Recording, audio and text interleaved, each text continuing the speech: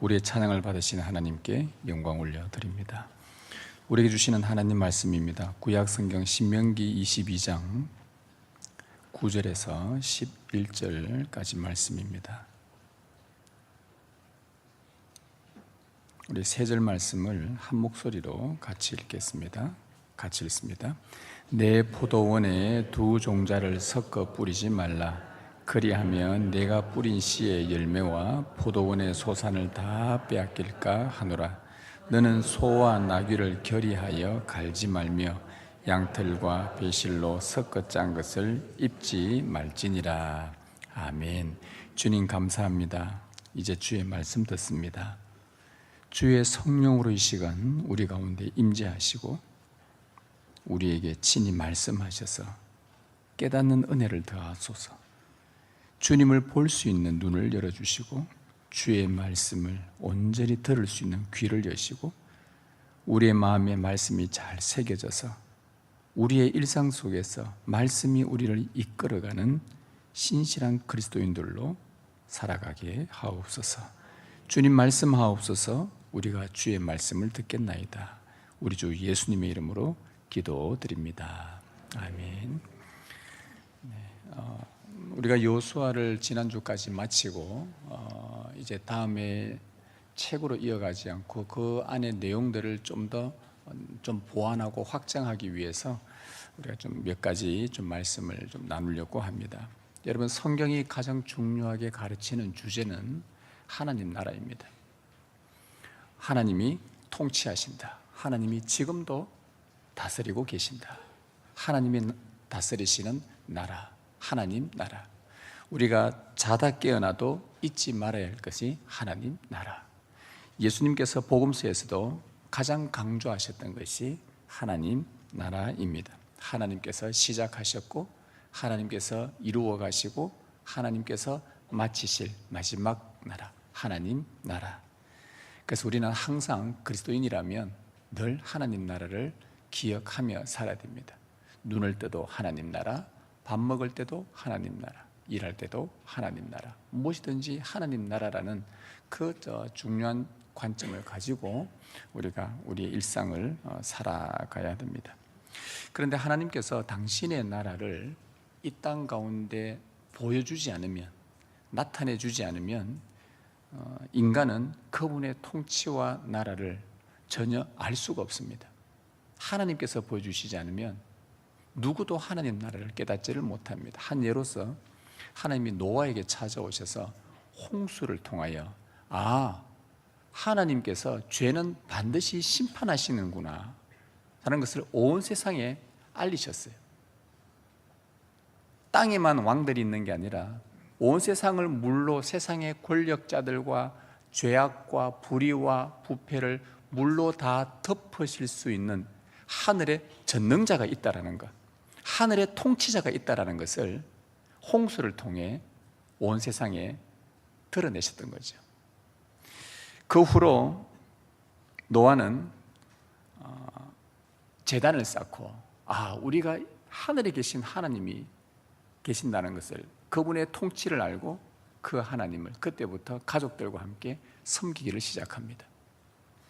또한 하나님은 개인의 차원을 넘어서서 이스라엘이라는 한 민족에게 또 당신의 나라, 통치를 알리셨어요.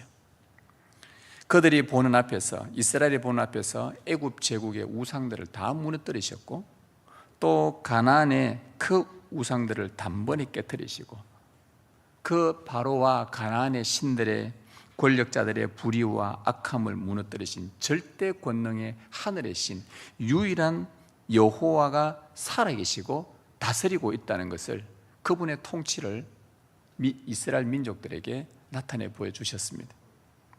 그 세상의 어떤 힘 있는 권력자도 하나님의 권세 앞에 굴복할 수밖에 없는 여호와의 전지전능하심을 본 그 백성들은 그 후로 하나님, 이 땅에 있는 땅의 통치자를 넘어 하늘에 계신 하나님을 섬기기를 시작합니다.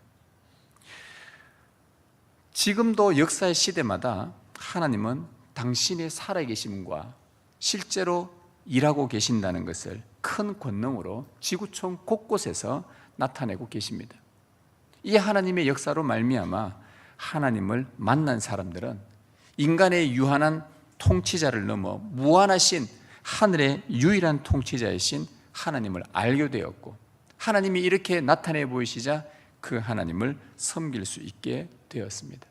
이것이 하나님 나라입니다. 우리가 예배당에 주일마다 이렇게 모입니다. 모인다고서 하나님 나라가 되는 것이 아니라 모인 우리가 하나님의 살아계심, 그분의 통치하심에 순종하며 진실로 그분을 섬겨야 이곳에 하나님 나라가 임하는 것입니다. 이스라엘의 지도자였던 여호수아, 그는 운명할 때까지 여호와를 섬기는 하나님의 종이었습니다. 종은 주인을 섬기는 자입니다. 여호수아 사후로는 이스라엘 백성이 여호와를 섬기는 대표격의 종이 됩니다.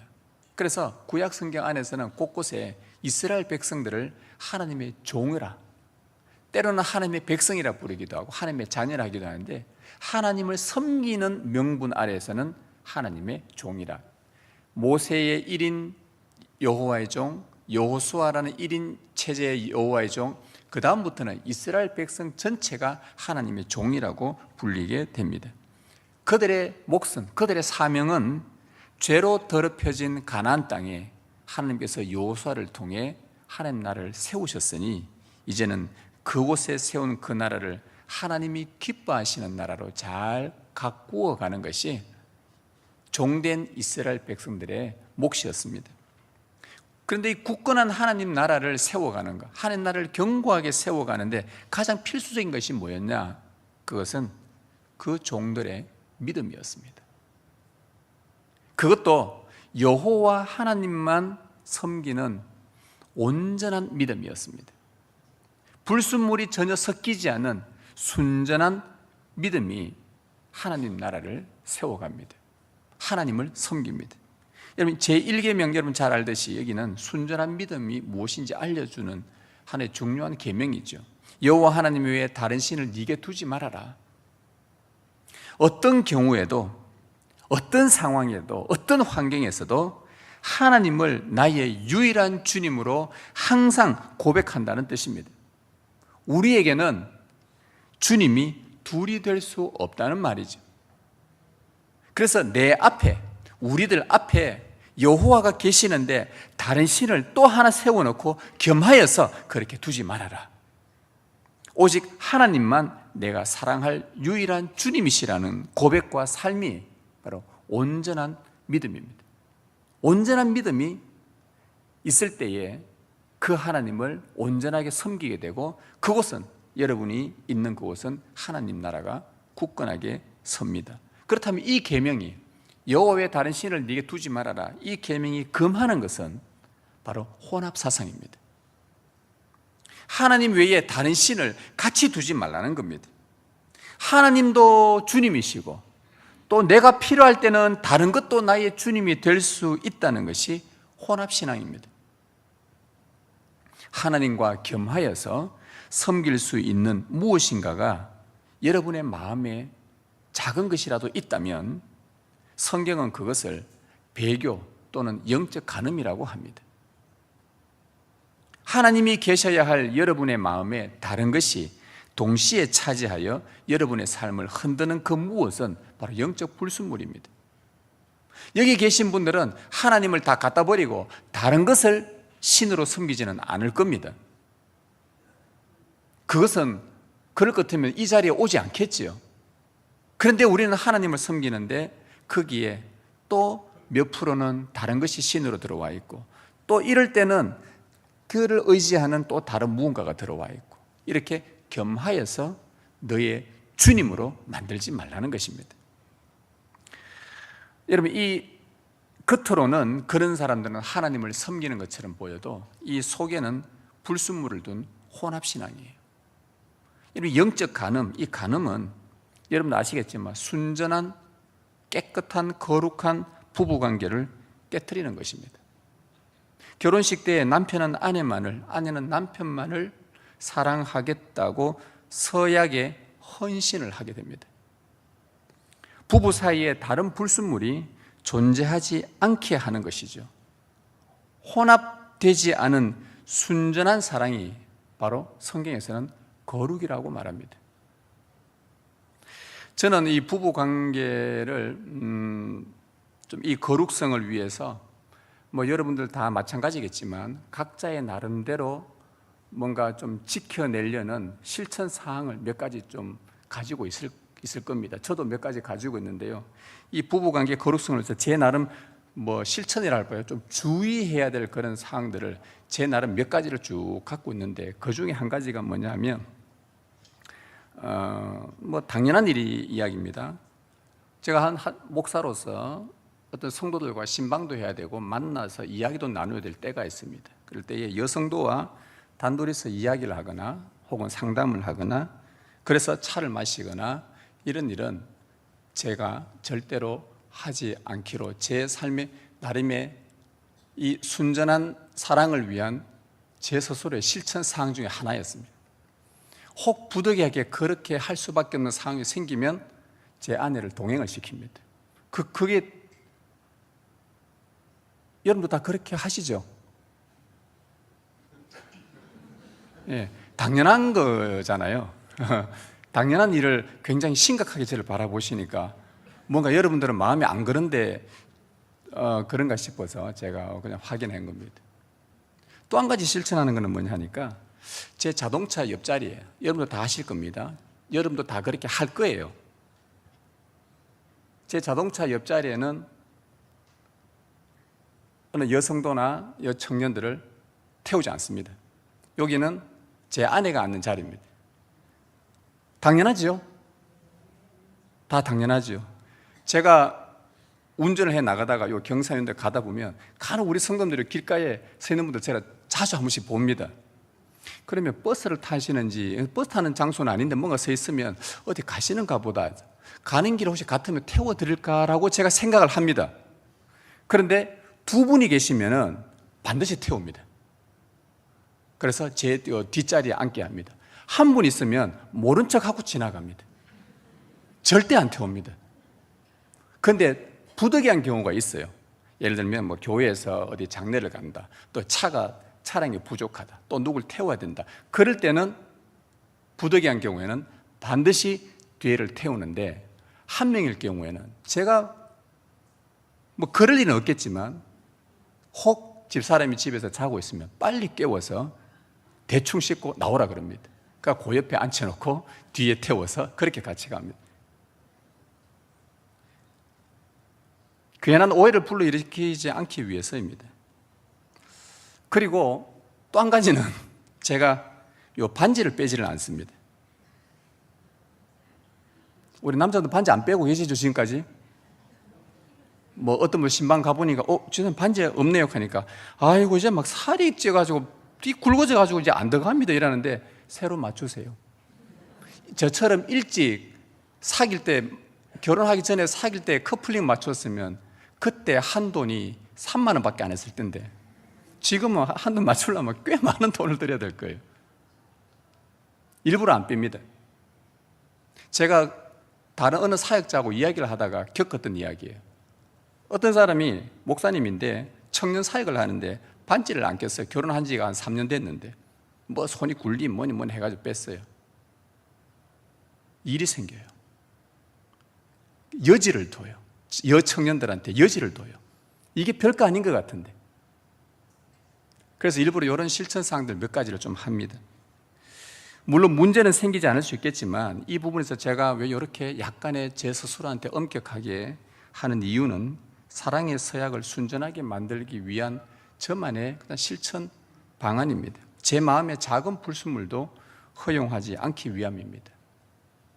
그 둘 사이에 다른 어떤 불순물이 들어오지 않도록 하기 위함입니다. 그런데 사실 제가 이렇게 진짜 하는 이유는 따로 있습니다. 단순히 결혼 부부 관계만이 아니라 실제로 이렇게 하는 이유는 저의 부부 관계를 통해서 하나님 앞에서 제가 순전한, 주님 오실 때까지 순전한 신부로 서고 싶어 하는 저의 작은 염원입니다. 저도 사람인지라, 저도 약한지라, 여러분들도 약한 인간인지라 무슨 일이 어떻게 발생할지 모르고 그런 의도가 아니었다 하더라도 괜한 오해를 불러일으켜서 그런 것들이 여기저기에 전혀 의도와 상관없이 소문들이 일어나기도 하고 그런 것들을 자주 봤거든요. 그래서 이런 관계들을 통해 하나님 앞에 순전한 신부로 참 서고 싶다라는 그런 저의 염원입니다.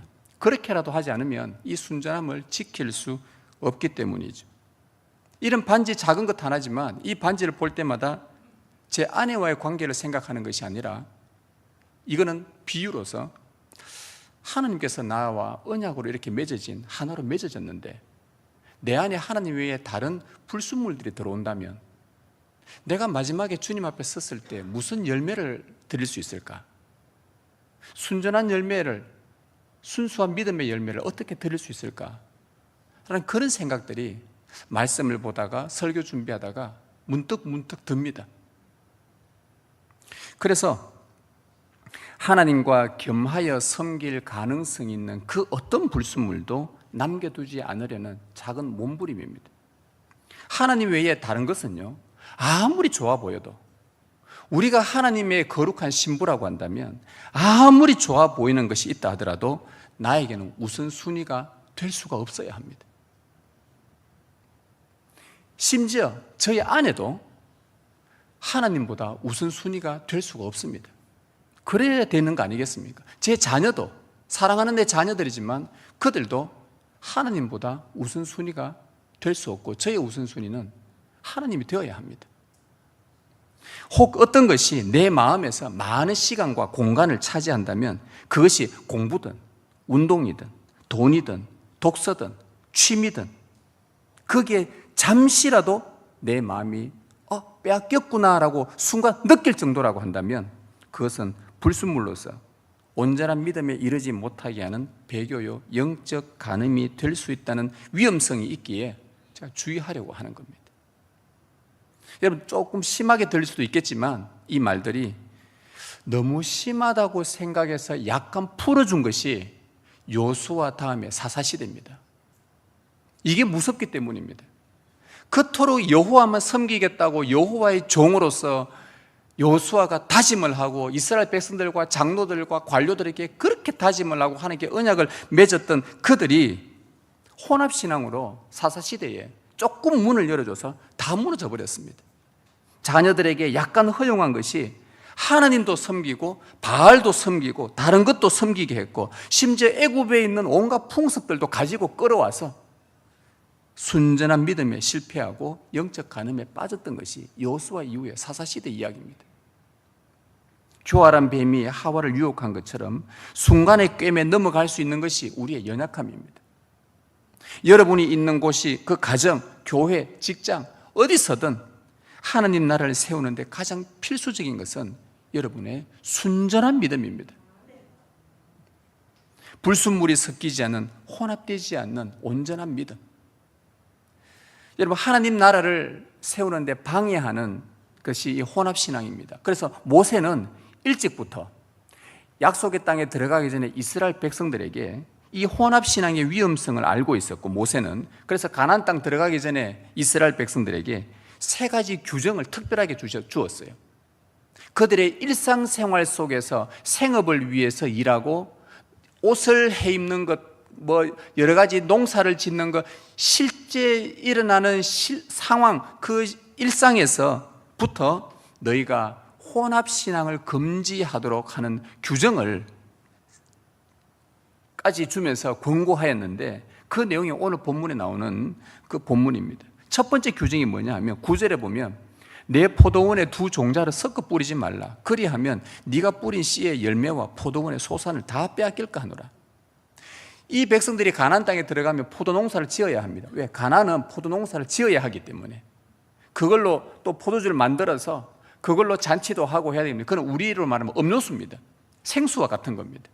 그래서 포도농사를 반드시 지어야 되는데 내가 포도농사를 지을 때에 한 밭에다가 두 개의 다른 종자를 뿌리지 말아라. 이스라엘 백성은 이 규정을 따라서 매년 포도농사 지을 때면은 이런 포도농사는 그들의 일상입니다. 그들의 생업입니다. 그 일상 속에서 매년 농사를 지을 때마다 왜 하나님께서 두 종자를 한 밭에 뿌리지 말라고 하셨는지 그 하나님의 의도를 알아야 했습니다. 하나님의 의도는 다름이 아니라 너희들의 삶의 생업 곳곳에서 혼합을 주의하라는 뜻이었습니다. 구약 성경에서 이 포도원은요, 이스라엘 백성을 상징합니다.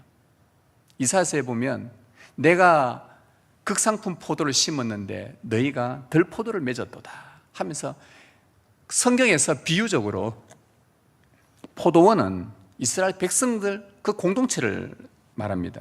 하나님의 순수한 씨, 종자, 순수한 말씀이 이스라엘 마음에 심겼다면 그들은 그 씨로 말미암아 순수한 믿음의 열매를 거두어야 했습니다. 그럴 때 포도원은 아름답게 잘 가꾸어지고 자녀들에게 좋은 열매를 먹일 수 있었습니다. 만일 전에 섬겼던 애굽의 풍습과 우상과 그 문화의 씨를 자기들 이 포도원 이스라엘 백성 안에 섞어 뿌린다면, 가나안 땅 원주민들이 섬기던 미신이라는 그 씨를 이 포도원에 섞어 뿌린다면, 백성의 마음에 섞는다면 아름답던 포도원은 혼합으로 망가지고 말 것입니다.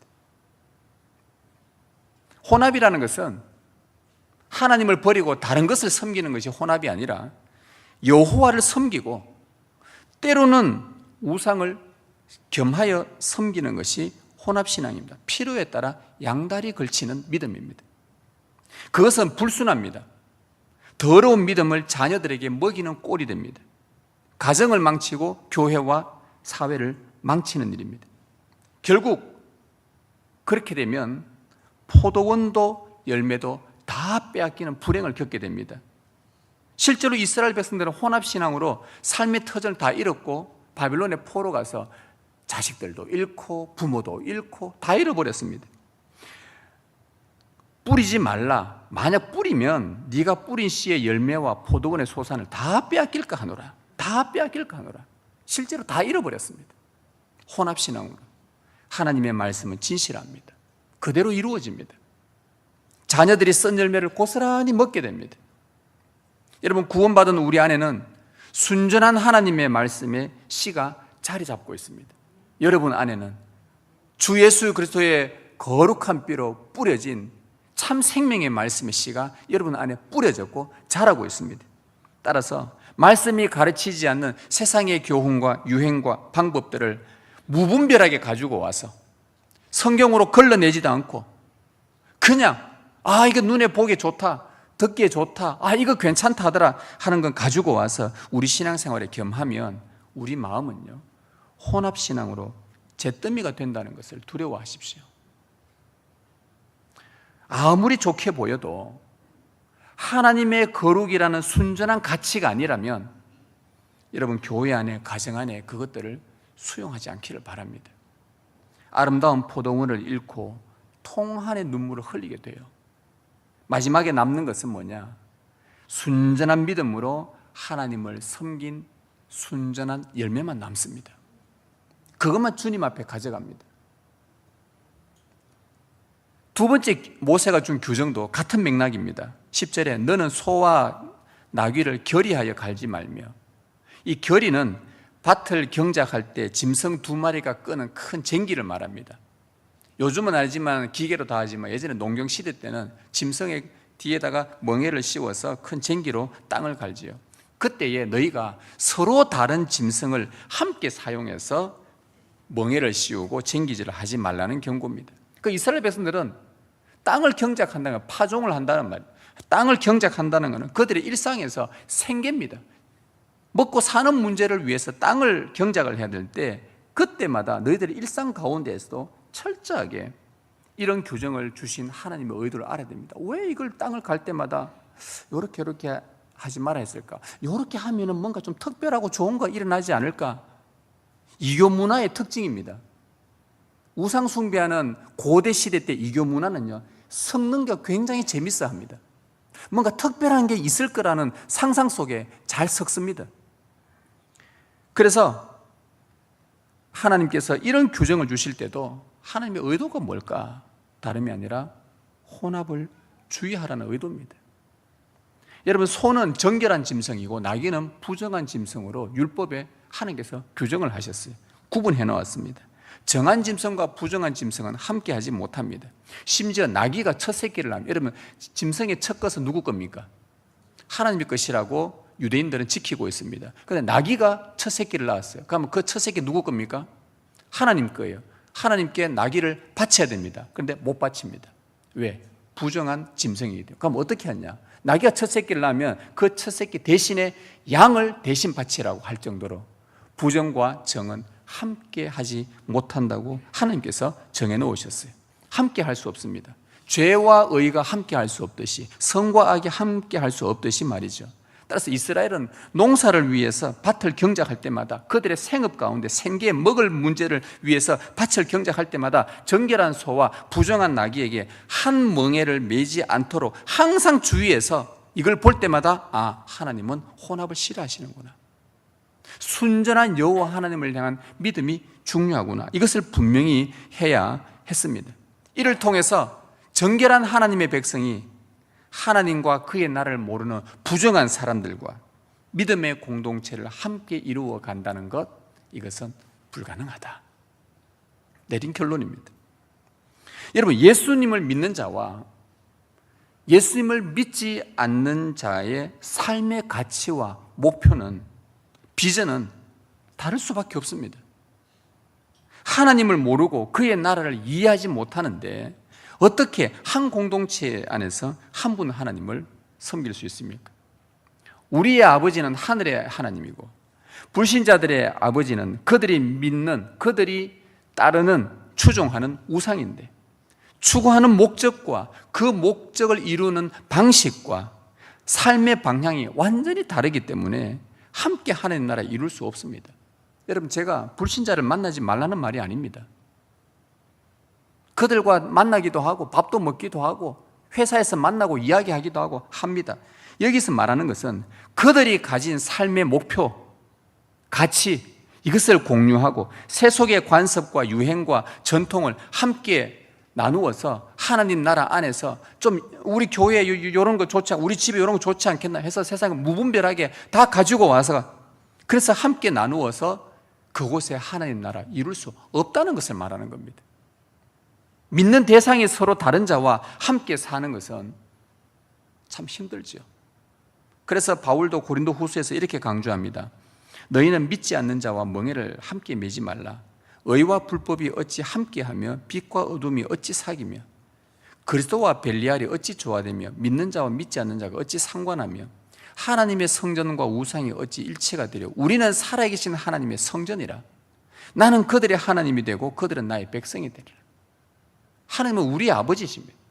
우린 그의 아들입니다. 하나님의 은혜로 구원을 얻었고 그리스도의 피로 정결하게 된 우리는 예수님을 믿기 전에 사용했던 나의 삶의 방식들, 하나님께서 부정하다라고 하셨던 성경과 일치되지 않는 삶 세속의 방식들을 가져와서 우리 안에 하나님 나라를 이루어 보겠다고 하는 것, 그것은 불가능합니다. 안 되는 것입니다. 주님과 무관한 자들이 될 수 있습니다. 제가 예전에 신방을 갔어요. 어떤 집사님 만났는데 이분이 예수님을 좀 늦게 믿으셨어요. 그전에는 정말 잘 나갔던 분이에요. 정말 돈도 잘 버시고 뭐 세상에서 안 해본 것 없다라고 제 얘기를 들었었으니까. 그런데 어느 날 예수님을 믿었는데 그 이후의 삶이, 그래서 이제 그때 신방을 가서 사님, 요즘에는 예수 믿기 전과 이후가 어떻게 많이 좀 다른 것 같습니까? 그러니까 저는 잘 모르겠는데 조금은 다른 거는 같아요. 그러니까 제가 농담 삼아 물었어요. 혹시 지금보다 그전이 훨씬 더 잘 살은 걸로 알고 있고 뭐 이랬는데 이전으로 한 번씩 딱 돌아가고 싶은 생각은 안 납니까? 훨씬 더 부유하고 더 잘 됐는데, 아니 그분이 딱 하는 말이 뭔지 알죠? 얼마나 감사했던지요. 절대로 안 돌아갑니다. 조금 가난하게 살더라도요 제 옛날 방식으로 안 돌아갈 겁니다. 그때 제가 그 방식 따라 살면서 지금 생각해 보니까 이제 말씀을 들으면서 예배를 드리면 생각해 보니까 그게 얼마나 자기 자신에게 불순하고 우상 숭배였다는 걸 너무 처절히 아니까 지금 입장에서는 제가 다시는 안 갑니다. 조금 내가 좀 가난해도 못 살아도 옛날로 안 돌아갈 겁니다. 그 삶의 방식 저는 절대 안 따라갈 겁니다. 하나님 너무 좋습니다. 얼마나 감사했는지. 그분 예수 믿은 지 얼마 안 됐을 때 그 고백이었어요. 우리 안에 하나님의 거룩한 순전한 씨가 뿌려져 있는, 우리는 정결한 자라고 주님께서 말씀하셨는데 부정하고 주님께 맞지 않는 여러 가지 많은 요인들이 우리 안에서 함께 내가 이것도 하고 그걸 가지고 와서 하면 주님 나라 더 잘 이룰 수 있지 않을까? 아니요, 안 된다는 말이에요. 하나님을 섬기는 종이 아닌 거예요. 모세가 준 세 번째 규정도 같은 맥락입니다. 11절에 양털과 배실로 섞어 짠 것을 입지 말아라. 이제는 옷을 해 입는 겁니다. 이 당시 때는 공장이 없었기 때문에 대량 생산할 수 없었거든요. 옷을 직접 집에서 짜서 입었단 말이죠. 그래서 양털과 배실로 섞어 짠 것을 입지 마라. 그래서 그들은 옷을 해 입을 때마다, 아이들의 옷을 해줄 때마다, 부모님이 옷을 만들 때마다 이 규정을 따라서 주신 하나님의 의도가 뭐냐 도대체. 섞어 짜면은 그거 섞어 짠 걸 탁 입으면 갑자기 몸에 막 알러지 생기고 막 이상한 피부병 생기고 막 몸이 막 이상해지고 막 병 생기고 한센병 걸리고 막 죽는 그런 건가? 그런 거 아니에요. 뭐냐? 혼합을 주의하라는 하나님의 메시지입니다.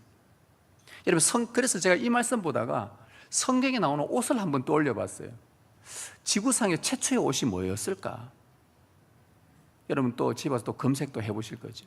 야, 지구상의 최초의 옷은 뭘까? 여러분, 최초의 옷이 뭐죠?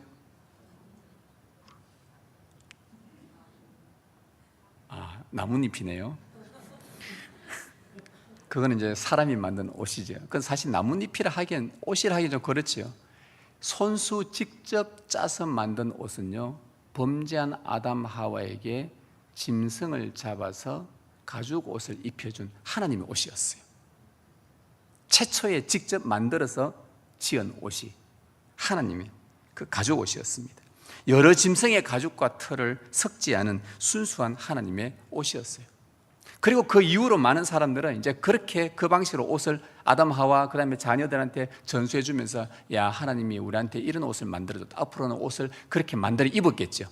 비슷한 옷들을 나갑니다. 근데 출애굽기에 특별한 옷이 하나 등장을 합니다. 하나님의 제사를 집례하기 위해, 예배를 집례하기 위해 제사장에게 만들어준 하나님의 거룩한 옷.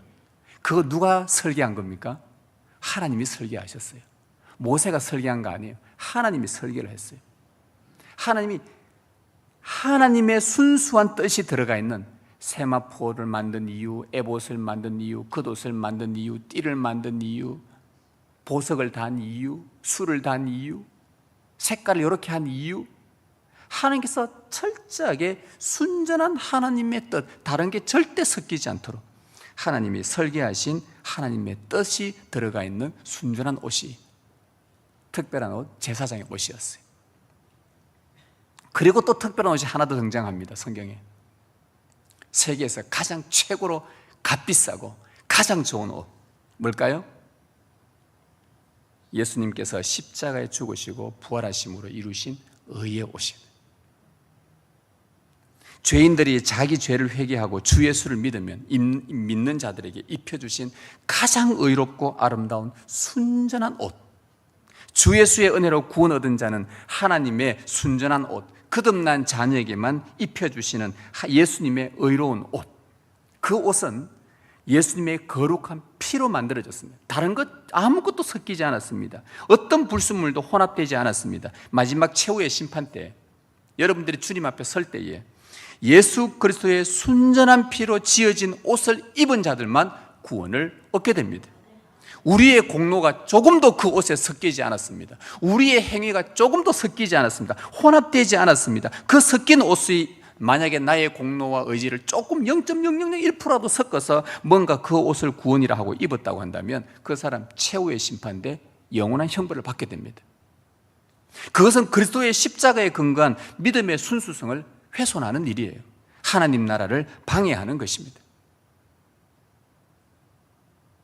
여러분, 한 포도원에 두 종자를 섞지 말라.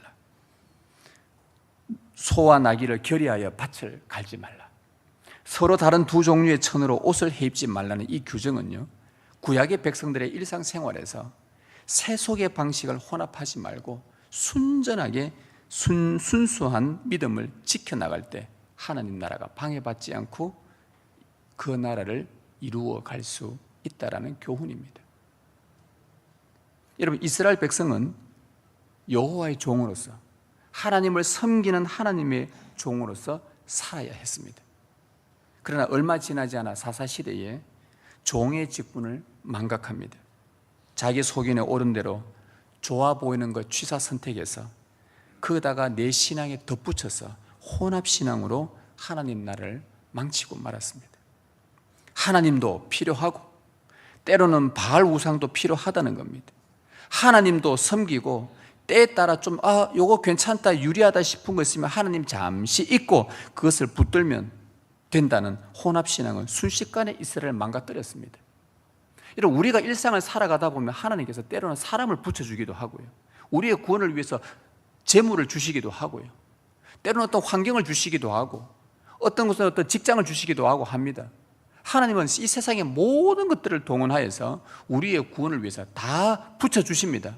그런데 하나님에 대한 혼합신앙이 되지 않기 위해서는 하나님께서 우리 하나님만 온전히 섬길 수 있도록 붙여주신 여러 가지 것들이 마치 하나님을 의지하는 마음을 품고서 세월이 지나면서 저거 없으면 안 되는데 마치 그걸 의지할 수밖에 없도록 우리가 마음을 쏟아내는 것들이 혼합이라는 거예요. 그 자체들이 문제가 되는 게 아니라, 돈 자체가 문제가 아니라 돈을 사랑하는 것이 혼합이 된다는 겁니다. 그걸 주로 섬기는 것이 혼합이 된다는 거예요. 우리는 나는 그렇지 않다, 나는 그래도 하나님 잘 섬겨, 그런 것들은 내가 그렇게 신경 안 쓴다. 하지만 우리는 정말 어떤 상황이 닥칠 때마다 내가 아플 때 우리는 하나님 고치시는 하나님을 의지할까, 아니면 하나님이 좋은 의사 보내주시지요. 그러나 하나님을 내 안에 순수하게 순전하게 믿는 그 믿음과 그들을 의지하는 것에 대한 그 상관관계는 우리 자신은 알고 있어요. 그 혼합을 항상 우리가 경계하고 또 경계하고, 그래서 우리 안에 순전한 열매들을 맺어질 수 있도록. 혼합신앙이 순전한 말씀보다요 훨씬 더 매력적이게 보입니다. 실리적입니다. 새로운 경험을 할 수 있다는 사탄의 유혹입니다. 이교 종교들은요 새로운 거 좋아합니다. 뭐든지 새로운 거 좋아합니다.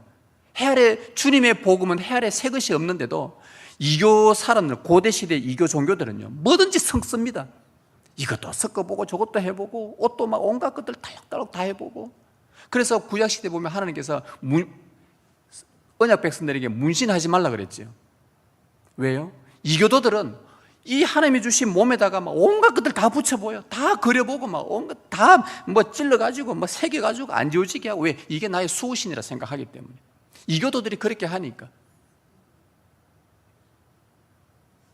그러니까 어떤 분이 목사님 저 여기 눈에 저 뭐 좀 했는데 이것도 안 되네. 그 말이 아니잖아요. 이 정도는 상식으로 알아들으셔야 돼요. 뭔가 새로운 것들, 사탄은요 우리의 감정을 자극할, 혼합할 만한 것들 계속 만들어냅니다. 우리 뇌의 이 전두엽이 한번 빠져들면 헤어나오지 못하도록 뇌를 마비시킵니다. 어느 과학자가 이야기를 하던데, 뇌과학자 연구하는 사람이, 여러분들 유튜브에 쇼츠 10초짜리 2초짜리 그거 보면 다음에 또 넘기고 싶고 자꾸 보는 거 보지 마십시오. 여러분의 뇌의 전두엽이 파괴됩니다. 그 말을 해요. 왜? 그러다가 안 보면요 애들이 막 벌벌벌 떱니다. 중독 증세, 마약 증세 나타납니다. 막 빨리 보고 싶고 또 올리고 싶고 뭐가 나오는 거 싶어. 그렇게 한 시간 보내보면 얻는 거 하나도 없는데도 불구하고 뇌를 망가뜨린대요. 마약에 빠진 자가 마약 찾듯이 사단은요 자극적이고 뭔가 섞어놓고 뭐 새로운 게 있나 보다. 여러분들이 오늘 우리 예배당에 오실 때 오늘 예배 드린데 목사님 뭔가 새로운 거 좀 해주겠지 그렇게 기대하고 오십니까? 여전히 성경 갖고만 말하는 목사님, 여러분 이런 걸 기대하셨습니까? 목사님 좀 이번에 좀 쌍박하게 뭔가 좀 우리 한번 막 팍 때려줘서 막 온몸이 짜릿 이런 걸 좀 해줬으면 좋겠다. 다음 주에 이런 게 했으면 좋겠다. 여러분 이거 원하고 이런 거 바라고 오셨습니까? 뭘 바라고 오셨습니까? 이 시대 문화가 성능을 참 좋아합니다. 퓨전이 유행입니다. 음식도 퓨전 음식, 음료도 퓨전 음료, 옷도 퓨전 옷, 막 이것저것 섞어봅니다. 여러분, 그런 것이 우리의 구원과는 무관합니다. 뭐 퓨전 음식 먹었다고 해서 내 구원에 심각한 문제가 온다, 섞었다고, 그거 뭐 문제되지 않습니다. 저는 개인적으로 카페라떼를 좋아합니다. 순수한 커피 아메리카노보다 거기다가 우유 섞는 걸 참 맛있어 합니다. 그러면 제 섞었다고 제 구원에 문제가 됩니까? 아니잖아요. 그런데 우리의 구원과는 전혀 무관하지만 뭔가를 자꾸 섞는 이 섭성이 우리의 삶에 영향을 미치곤 합니다. 한때 짜파구리가 참 유행했습니다. 1부 때는 막 웃었던데 2부 때 모르는 거 보니까 이 어르신들은 먹어보지를 않았네. 짜파게티와 너구리 라면을 섞어서 먹어보면 기가 막히게 맛있습니다. 누가 그렇게 말하길래 진짜 맛있나 싶어서 해보니까 맛있었어요. 그래서 저는 여기다 또 뭘 좀 더 섞어볼까 하다가 막 김도 넣어가지고 해보니까 맛있어요. 새로운 맛을 경험하게 됩니다. 새로운 것을 경험한다는 것에 또 뭔가 새로운 걸 자꾸 만들고 싶어 하는 것이, 섞어서 만들어 보는 것이 우리 인간의 본성인 것 같아요. 이교도들의 본성입니다. 불닭게티라고 들어보셨습니까? 불닭볶음면과 짜파게티, 또 새로운 걸 섞어보는 거예요. 저도 안 먹어봤습니다. 찾아보니까 이런 게 있대요. 심파게티라고 들어보셨습니까? 요거보다 더 맛있는 거 없을까? 신라면에다가 또 짜파게티. 여하튼 뭔가 섞는 게 유행을 하는데 왜 이게 유행하나 보니까 섞거나 조합해서 새로운 맛을 경험해보고 싶은 재미 때문이래요. 이전 것은 진보해서 뭔가를 섞어서 새로운 경험을 하고 재미를 느끼고 싶어 하는 이 시대입니다. 퓨전 음식, 퓨전 음료, 퓨전 옷, 이 자체는 문제가 되지 않습니다, 우리에게. 그러나 섞어서 새로운 것, 재밌는 것, 특별한 것, 마음이 끌리는 것, 이거 뭔가 있지 않을까? 뭔가 새로운 게 나오지 않을까? 우리 교회에다가 이런 거 가지고 와서 섞으면 좋은 거 있지 않을까라는, 이것은 애굽시대, 가나안시대 이교도들에게 유행했던 혼합사상과 굉장히 유사한 것들이란 말입니다. 어떤 분들이요, 제가 참 예수 안 믿는 분들인데 하도 한국의 종교 지도자들이 타락을 하니까 기독교도 목사님도 이상한 짓 하고 선인들도 이상한 짓 하고 여러 종교들도 보니까 다 똑같다 하면서 그분이 낸 제안이 뭔 줄 아세요? 기독교에 진짜 좋은 게 뭐고 하나 가져오고, 불교에 진짜 좋은 게 뭐고 가져오고, 저 이슬람에 진짜 좋은 사상이 뭐고 그거 가져오고, 또 다른 어떤 종교 중에 진짜 좋은 거 가져와서 그거 다 모아놓으면 진짜 좋은 종교 나올 건데, 그렇게 매력적으로 들리겠지만요, 우리는 어떤 대가를 치러서라도 저항해야 됩니다. 여러분, 하나님 아버지 자체가 거룩하고 선하고 의롭고 영화로우신데 거기다가 인간이 만든 종교의 것들을 합쳐놓으면 그것 자체가 타락이요, 하나님의 영광을 훼손하는 일이에요. 그렇게 될 수가 없어요. 순전한 하나님 앞에, 거룩하신 하나님 앞에 섞는다는 거 있을 수가 없는 일입니다. 좋은 종교 나온다고요? 아니에요. 절대 못 나옵니다. 나올 수가 없습니다. 그 자체가 인간의 타락이에요. 그렇게 사고하는 자체, 이렇게 좋은 것들 다 모아놓으면 뭔가 나오지 않겠나? 호랑이하고 사자하고 교미를 하면 와, 사자도 대단하고 호랑이 대단한데 뭔가 대단한 게 나오지 않겠나? 하나님은 창조 질서 속에서 종류별로 나게 하셨고, 하나님의 순전한 창조 질서 속에서 그곳에서 아름다움과 미가 나오는 겁니다. 가치가 나오는 거예요. 누가 더 존경스럽습니까? 여러분들 교회 안에서 어떤 분들이 신앙의 존경을 받습니까? 한길 가는 순례자예요. 끝까지 그 주님 한 분 앞에서 세상이 어떻게 돌아가든 때로는 내 마음이 연약해서 갈 때처럼 움직이기도 하고 하지만, 그러나 끊임없이 그 한 분 하나님을 향해 세월이 지나도 변함없이 그 한 분을 향한 순전한 믿음으로 지켜나가는 사람, 존경받는 신앙인입니다. 여하튼 이스라엘 백성들은 여호와의 종의 직분을 수행하지 못했습니다. 사사시대에 다 실패했습니다. 사사시대에 그래서 이방 나라의 속국이 되었어요. 얼마나 비참해졌는지 모르는 하나님 나라는 무너지고 말았습니다. 그러면 하나님 나라를 실패하면 하나님은 그러면 또 속상해 하시면서 끝일까요? 아니요. 이스라엘이 무너뜨린 실패한 하나님 나라를 하나님 당신은 절대 포기하지 않습니다. 또다시 새로운 종을 찾아다닙니다. 하나님을 신실하게 믿고 의지하며 순전한 믿음으로, 온전한 믿음으로 나아가는 그 종을 또 찾아다니십니다. 이사야 선지자는 장래에 올 여호와의 종을 예언을 했습니다. 그 종이 오시면 하나님 나라를 다시 일으킬 것이고 여호와만 섬기는 아름답고 정의로운 나라 세울 것이라고 예언을 했어요. 이 예언을 믿었던 신실한 주의 자녀들은 그 당시에 소수의 인원이었습니다. 다수가 이 약속을 믿지 않았습니다. 소수가 믿었습니다. 그래서 긴 세월을 보내면서 그 신실한 종이 오기를 간절히 손꼽아 기다렸습니다.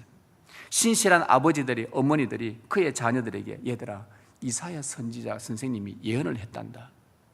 우리는 지금 나라가 망가지고 엉망이 되어서 우리 비참하지만 나중에 정말 신실한 종이 한 분 오신단다. 얘들아, 그분을 기다려라. 그분을 기억해라. 언제 오실지 모르지만 그분을 기다리라. 그렇게 하다가 아버지 죽고 또 그 아들은 그 아들한테 이 전해주다가 또 죽고 또 죽고 또 죽고 그렇게 시간을 보냈습니다. 요수아와 버금가는 하나님의 종이 나올 거야. 다윗과 버금가는 하나님의 종이 오기를 나올 거야. 그러면서 기다리고 기다렸습니다. 마침내 이사야 예언대로 이 땅에 하나님의 마음에 합한 하나님만 섬기는 신실한 종이 하늘에서 강림하셨습니다.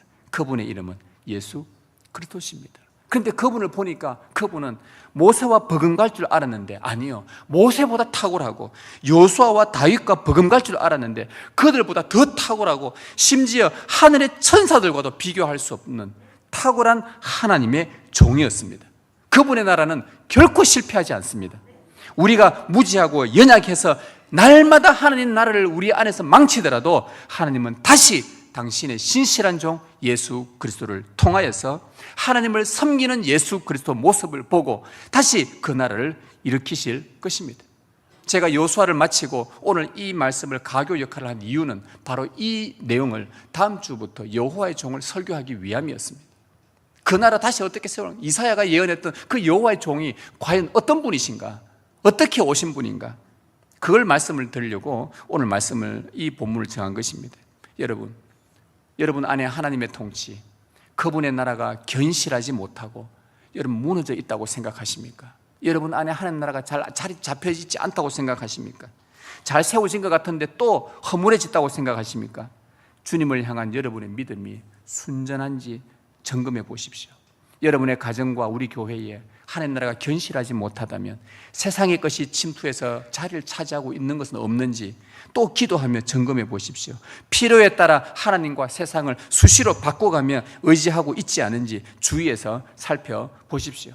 그리고 우리에게 하나님 나라를 선물로 주신 주 예수님께 감사하면서 그 나라가 완성될 날을 기다리며 순전한 믿음을 지켜나가십시다. 주님만 섬기는 믿음, 주님만 찾는 믿음, 주님께 진심인 믿음을 지켜나가십시다. 역대하에 말합니다. 여호와의 눈은 온 땅을 두루 감찰하사 전심으로 자기에게 향하는 자들에게 능력을 베푸신다고요. 자기도 지금도 하나님은 온 땅을 두루 감찰하며 주의 신실한 종으로 순전한 믿음으로 살아가는 자를 찾고 계십니다. 그리고 그에게 성령의 능력을 베풀어 주실 것입니다. 혼합되지 않는 순전한 믿음을 지켜나갈 때 여러분을 통해 가정을 거룩하게, 교회를 거룩하게 만들어 가실 것입니다. 하나님의 신실한 종으로 이 땅에서 주어진 사명 잘 감당하다가 주 앞에 설 때에 순전한 믿음의 열매를 드릴 수 있는 복된 주의 종들이 되시길 주님의 이름으로 축복합니다.